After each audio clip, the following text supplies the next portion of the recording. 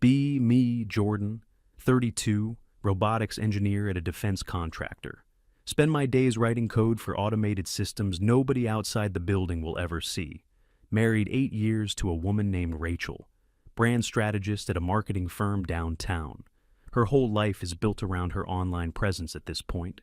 Conscious partnerships, modern equity, the new masculinity. Calls herself a relationship thought leader in her bio. Small but devoted following, mostly women in their 30s. The kind of audience that argues for her in the comments before she even sees them. We met in college. She was a quiet sociology major who liked old foreign films back then, barely spoke in groups. Something started shifting around year 3 of the marriage. She found her people online, or they found her, hard to say which came first. By year 5, she was lecturing me at the dinner table about toxic patterns. Top of her list, every time, was my hobby. The hobby is Warhammer 40K. For anyone unfamiliar, it's a tabletop strategy game with miniature plastic soldiers. You build them, paint them, push them around a board, roll dice, have a few drinks with friends. Been doing it since middle school. The painting is the part that pulls me in the most. A single squad can take 20 hours to finish if you care about the details. Closest thing I have to meditation, honestly. A few years back, I started a small YouTube channel about painting techniques, filmed it in the garage with a ring light I picked up used. Never told Rachel about it. The one time I tried, she laughed and asked if I was planning to start a podcast about toy soldiers next. So I kept the channel quiet. Sock drawer of secrets, basically. The channel grew faster than I expected. 380,000 subscribers as of a few months ago. Sponsorship deals with 2 of the bigger names in the hobby space. Last year, the channel paid me more than my engineering job did, by a margin that still feels unreal. My wife has no idea any of it exists. There's a backstory to how we got here, and it goes back a few years. First thing she ever pushed me to give up was my vinyl collection. I'd been collecting since high school, mostly jazz, a few old prog rock records, some weird stuff my uncle left me. The collection took up one corner of the spare room. Rachel decided one fall that we needed to redesign the space for our energy. Came back from the gym one Saturday morning to find half the collection in cardboard boxes by the door. She'd already arranged for someone to pick them up. I argued, she cried, called the collection a symptom of refusing to grow up. Said I was clinging to objects instead of investing in our future. Caved. She got her redesigned spare room. Next was the motorcycle. I'd ridden bikes since I was 19. A beat-up old Triumph I'd rebuilt twice in the garage. She started in on the dangers, the statistics, things she'd read about head injuries. Within 6 months, I'd sold it for less than it was worth. Her face when I handed her the title transfer was strange. Not happy exactly. More like satisfied. Like someone crossing the last item off a long list. Friends were next. 2 guys I'd known since college, the same 2 I played Warhammer with on Friday nights. Rachel started calling them my boy club. Rolled her eyes whenever they came over. Made comments about how their wives must hate it. She'd disappear upstairs the second they walked in. After a year of that, they stopped coming over. I started driving across town to play at the local game store instead. She didn't seem to notice the shift. The Warhammer collection itself was harder for her to dislodge. I'd had it longer than I'd had her. Built up display cases in the basement, where she rarely went. She'd make her comments, her little asides at dinner parties. Jordan, why don't you tell everyone what you do in the basement on weekends? A laugh, a touch on my arm, a look around the table like we were all sharing a joke. We were not sharing a joke. Her friends would do the polite half-laugh and then change the subject. I learned to smile through it. A couple of specific moments stick out. There was a Christmas party at her firm where someone asked me what I did for fun. Rachel cut in before I could answer. Said I worked with action figures. The woman who'd asked me had been polite, the kind of polite that's actually a question. Rachel laughed and moved the conversation along. Stood there with a glass of wine that suddenly felt too full. There was a dinner with her sister and her sister's husband, who builds custom guitars in his garage. At one point, her sister asked if he and I should hang out sometime, both of us being hobby guys. Rachel laughed and said custom guitars were different. Said guitars were creative. Mine was the way she put it. Her sister's husband looked at me across the table with a kind of recognition, like he just figured out he was looking at his own future. We never did hang out.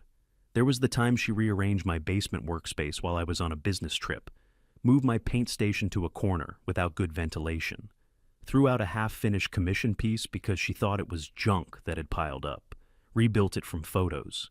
Didn't say a word about the original. There was the time she brought my hobby up in our couples therapy session. The therapist had asked what brought us in. Rachel said the word patterns about 9 times in 2 minutes. The therapist looked at me and asked if I wanted to add anything. Said no. We didn't go back. For a while I told myself it was a phase. Her online thing was new and she was figuring out who she was on camera. Told myself a lot of things in those years. The channel happened almost by accident. I'd been filming my painting sessions because the basement lighting was good and my hands were steady that month. Uploaded a tutorial on weathering effects, the kind that makes a marine look like it just crawled out of a trench. Went to bed. Next morning, the video had 3,000 views and 100 comments. Figured it was a fluke. Kept uploading. The algorithm kept rewarding it. Within 6 months, I had 50,000 subscribers. Within a year, 100. Brands started reaching out. Set up a separate business account because the deals were getting big enough to need one. The bank rep was nice about it. Didn't ask why I was being cagey. All of this happened while Rachel was building her own following. Her stuff was about partnership dynamics and the dangers of male toxicity in modern relationships. Had a series called The Soft Boundary that did really well for her. She'd film it in our living room with the bookshelves behind her. The books on the shelf were curated, half of them ones she'd never opened, some of them mine that she'd repositioned for the shot. Never told her my channel existed. The secret got easier to keep, not harder. What she didn't know couldn't be used against me. Part of me even started to enjoy it. Here was this whole other version of my life she had no opinions about. A small kingdom of plastic men. A place she couldn't reach. The ultimatum came on a weekday. Don't remember exactly which one. Came home from work later than usual. Traffic had been bad. Walked through the door and dropped my keys in the bowl. The smell of dinner wasn't there. The lights in the kitchen were too bright. On the dining room table, she had arranged my miniatures. Not all of them, just the ones I'd been working on lately.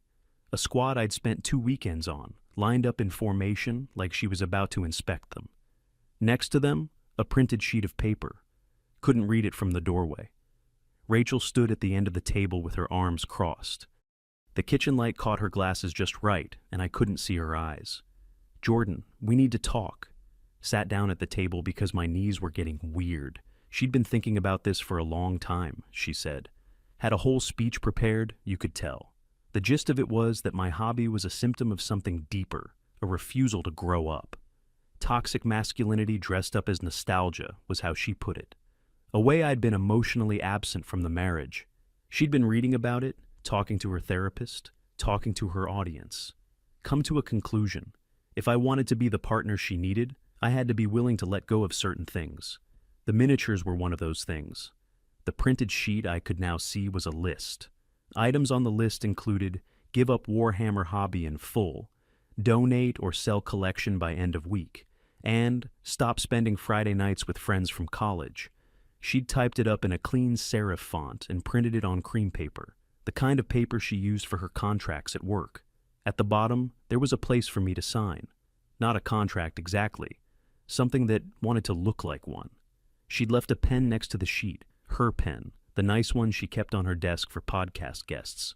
There was no number 4. Asked what would happen if I said no.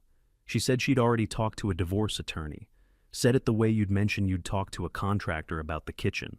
Said she didn't want it to come to that. But she needed me to choose. Our marriage, or the toy soldiers. Sat there for a long minute looking at her. She was so sure of how this was going to go. Same way she'd been sure about the vinyl records and the motorcycle and the friends. She'd been right about how those went after all. Knew her face from this angle. The slight head tilt of someone who knew exactly what victory looked like. Told her, okay. Rachel blinked. Okay what? Okay, I said. I'll think about it. She stared at me for a second like she'd been expecting a fight and got a shrug instead. Recovered quickly, took it as agreement, told me she was glad I was being reasonable, said she'd give me until Friday to make my decision and start moving the collection out, nodded and went upstairs to take a shower. In the shower, I started thinking about what I actually wanted, not in some big abstract way. Just, what did the next year of my life look like if I picked door number 1? What did it look like if I picked door number 2? Behind door number 1 was a version of me that gave up the last thing that was mine, sold the collection, deleted the channel, took up something Rachel approved of, like running or sourdough, kept smiling through dinner parties, waited for the next list. Behind door number 2 was something messy and unknown, but it was mine.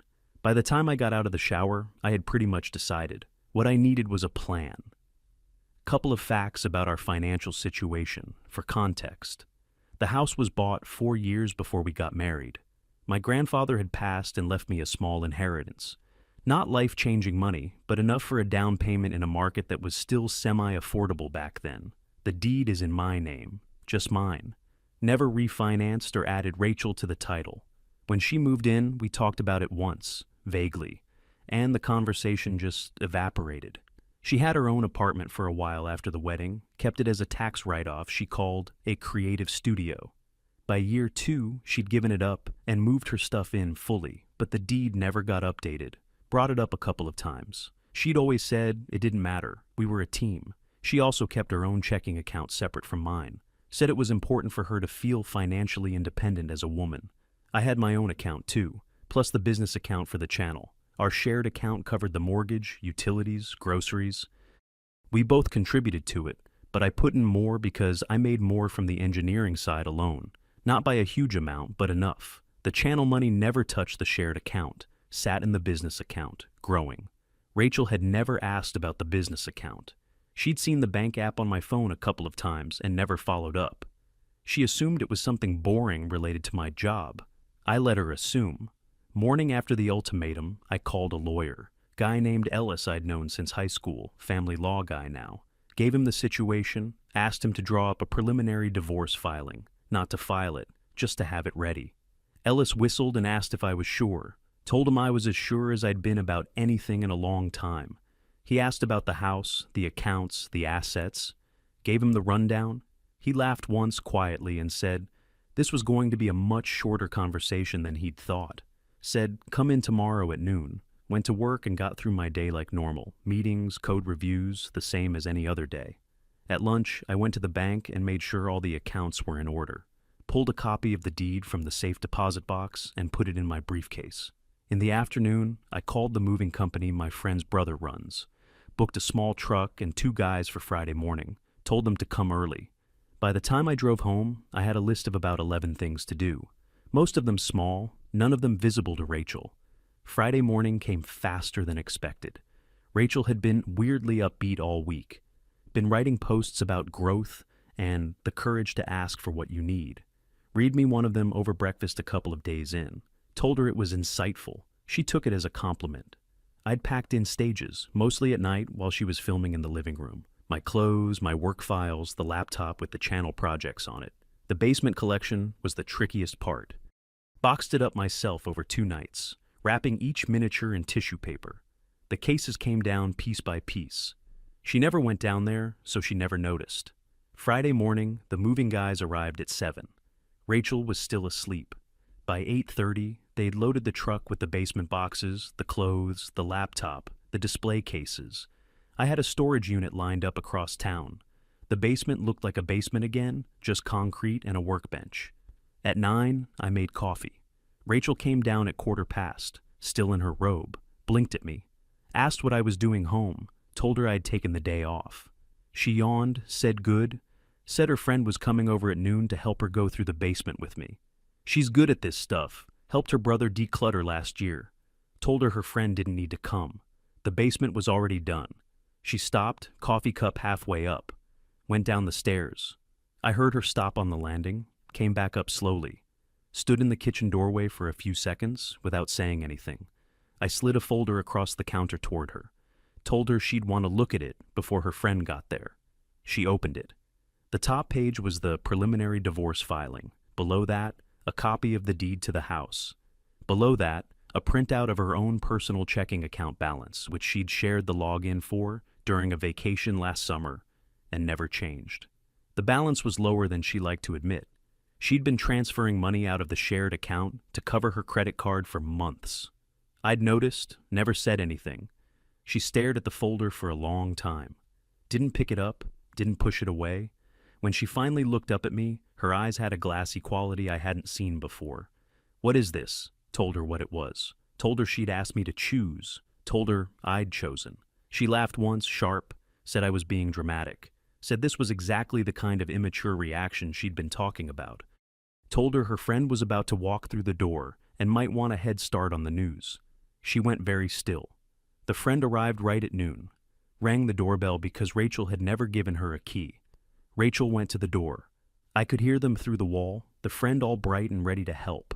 Rachel mumbled something I couldn't catch. There was a long silence. The friend came around the corner into the kitchen with a careful expression. Looked at me. Looked at the folder, still on the counter. Said she thought maybe she'd come back another time. Turned around and walked out. Rachel stood in the doorway watching her go. Her face was doing something I'd never seen it do before. It was the face of someone realizing the room they thought they controlled was somebody else's room. The moving truck had already left. The storage unit key was in my pocket. The lawyer was expecting my call at 3. Rachel sat down at the kitchen table after her friend left. Didn't move for about 20 minutes. Made her a cup of tea because I didn't know what else to do. Set it down in front of her. She looked at it like it was a foreign object.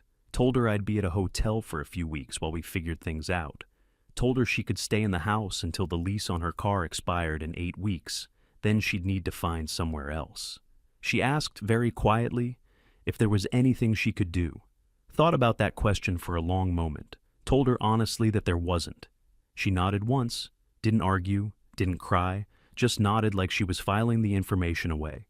Went upstairs and shut the bedroom door. Packed the rest of my things into a suitcase and left around 2 in the afternoon. The hotel was a cheap one near my office. Worked from there for the next 2 weeks. Ate a lot of room service hamburgers. Didn't tell anyone at work what was going on. Ellis was the only one who knew the full picture. Called me every couple of days to check in. We didn't talk about the marriage much. Talked about everything else. His daughter was starting kindergarten that fall. He was excited about it in a way that made me feel briefly hopeful about the world. Rachel found her own attorney that weekend. I know because she told me about it Sunday night with a kind of furious smugness. She'd booked a consultation with a woman who advertised herself as a feminist family lawyer. Told me her attorney was going to make sure she got what she deserved. Told her that sounded reasonable. The consultation happened Monday morning. She didn't come home that night until after 8. When she did, she was quiet in a way I'd never seen her quiet. Went straight to the bedroom and shut the door. I slept in the guest room. Later I'd hear from Ellis, who'd heard from her attorney, that the consultation had gone roughly. The attorney had asked the standard questions. Whose name was the house in? Who held title to the cars? How much was in the shared account? How much was in each personal account? The answers Rachel had to give were not the answers she'd been expecting to give. The house, not hers. The car she drove, technically mine, bought with my bonus 3 years ago and registered to me to save on insurance. The savings, separate. The channel, which she hadn't even known existed. An asset that wasn't going to be divided because it was started before any of the financial situation had any sharing in it. Her attorney had been kind about it, but direct. Said Rachel would get what she'd contributed, which was her own car, her own clothes, her own savings, and whatever she could negotiate for the emotional labor of the marriage in a state that doesn't really put a number on emotional labor. Told her she was looking at a settlement in the low 5 figures, maybe, if I were feeling generous. Ellis told me her face had done something memorable. Her mother was the next stop. Patricia is a retired school teacher in the same city as us. They'd had a rocky few years. Patricia had never been thrilled about Rachel's online presence. Thought it made her daughter seem performative. Rachel had been freezing her out for a while because of it. When Rachel showed up at Patricia's condo that Tuesday morning, I imagine it was the first visit in months. The conversation went badly enough that Rachel called me about it from the parking lot. Not to apologize, to vent. Her mother, she said, had taken my side without even hearing the whole story. Patricia had said something about how Rachel had been treating me like furniture for years. Said she wasn't surprised. Said the only surprise was that it had taken me this long. Rachel was crying as she told me this. Not soft crying, the loud kind. Let her get through it, said almost nothing. When she was done, she asked if I'd reconsider, told her no. She hung up. The next escalation was on her platform. Rachel had a real audience, like I said, 40,000 or so, depending on the week. Been hinting on her stories all week about a personal storm. Her audience was eating it up, asking for updates, sending her support messages. A few days into the week, she posted a long essay, the kind she'd put up when she wanted engagement. The gist was that she was going through a difficult separation, that her partner had revealed himself to be emotionally unavailable, that he had clung to a hobby instead of choosing the marriage, called it a textbook case of arrested development meeting toxic masculinity. Didn't name me, didn't have to. The essay went up around noon. By 3, the comments were rolling in, all supportive. By 5, something had shifted. Someone in the comments, I never figured out who, had connected the dots. A description of the hobby, the city we lived in. Some other detail I never identified. They'd linked my channel in a reply. The channel was under a username, but the face on camera was clearly mine. It took a few hours, but it spread. Her followers started clicking through, seeing the channel, seeing the subscriber count, seeing the sponsored videos. The comments under her essay began to shift. The support became questions. The questions became something less kind. By the next morning, the original post had been deleted. The screenshots existed. They always do. A couple of Rachel's old friends reached out to me in the days that followed. Not the brunch group, older friends, ones she'd drifted from over the years.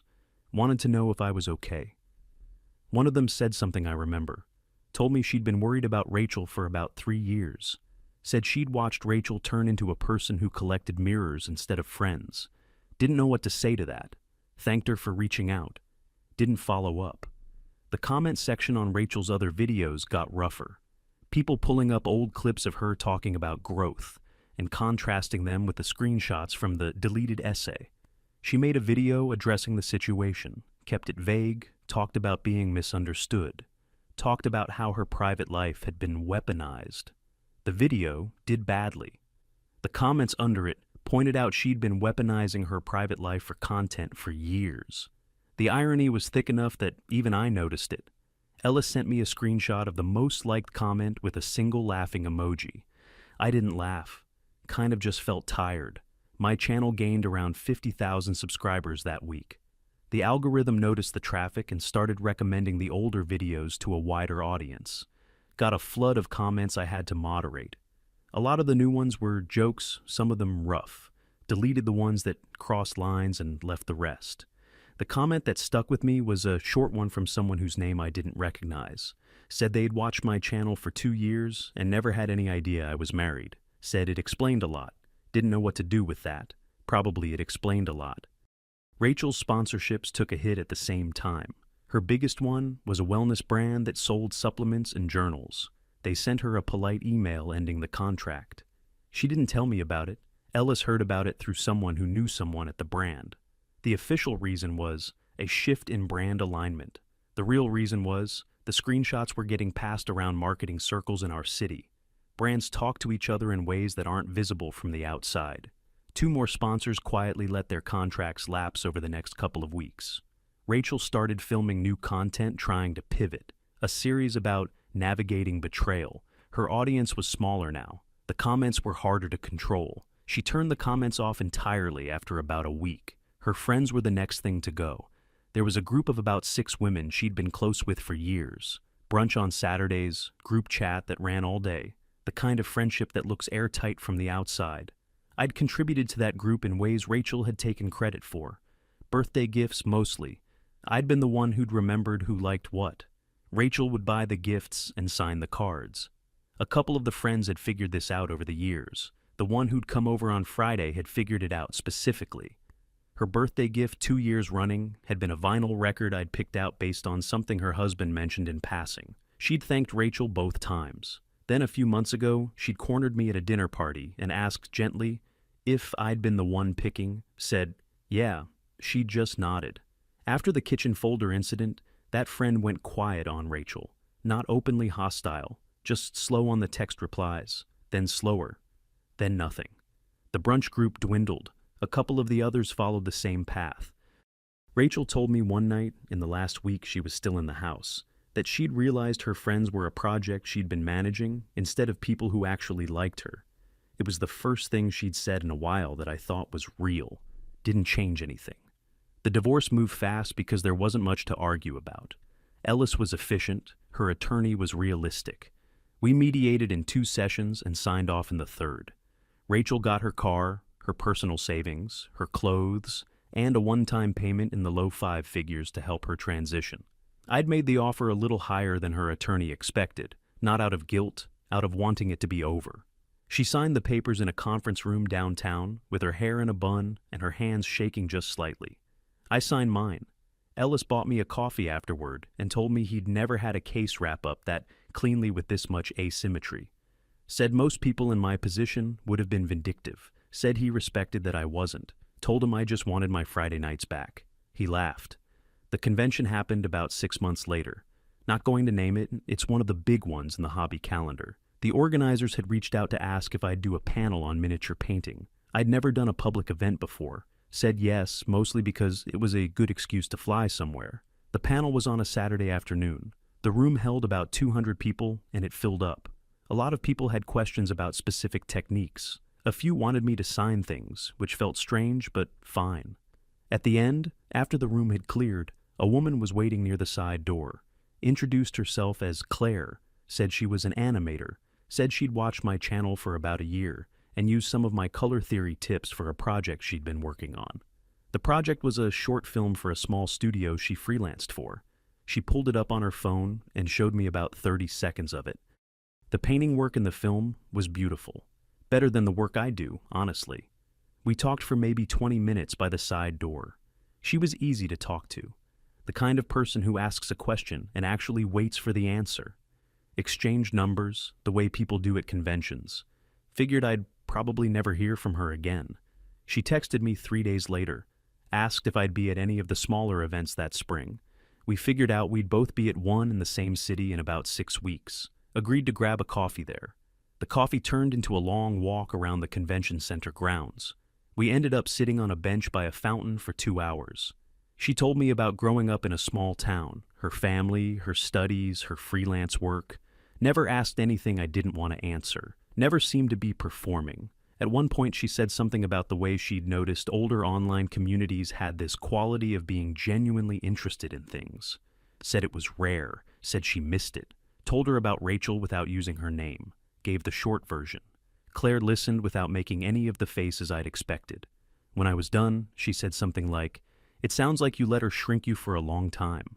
Thought about that one for a while afterward.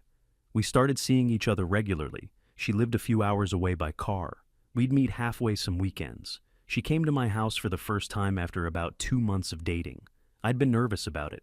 The basement was full of miniatures again. The cases were back up, the lighting redone. I'd been working on a new army between filming. When she saw the basement, she just stood in the doorway for a minute, looking. Then walked over to one of the cases and pointed at a specific miniature and asked me how I'd done the weathering on the cape. We ended up down there for 3 hours. She painted a small thing of her own with brushes I lent her. Her hand was steadier than mine. Made the line work look effortless. When she went back to her place that Sunday, I felt a kind of quiet I hadn't felt in years. There were a lot of small moments with Claire in those first months, the kind of moments that don't make a story, but stack up into one. She'd send me reference photos in the middle of the workday with no comment. A piece of moss on a stone, the rust pattern on an old fence, the way light hit a brick wall at dusk. She expected me to know why she'd sent them. I always did. We developed a shorthand quickly. A thumbs up meant great reference, saving it. A brush emoji meant, I'm trying this on something tonight. There was the first time I cooked for her. Burned the rice, but the salmon turned out. She ate the burned rice without comment and asked for seconds.